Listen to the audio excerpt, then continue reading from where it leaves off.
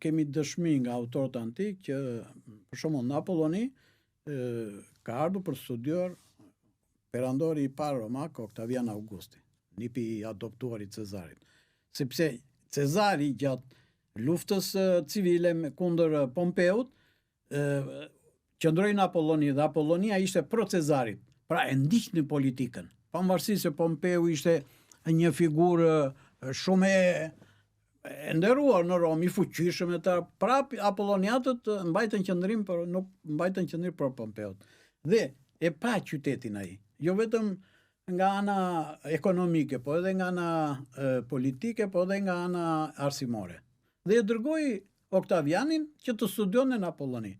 Dhe ai ka ndënjur 6 muaj në Apolloni. Mund të qëndrohet edhe më shumë, por u detyrohet të kthehej në Rom sepse u vra Cezari, ungjittia.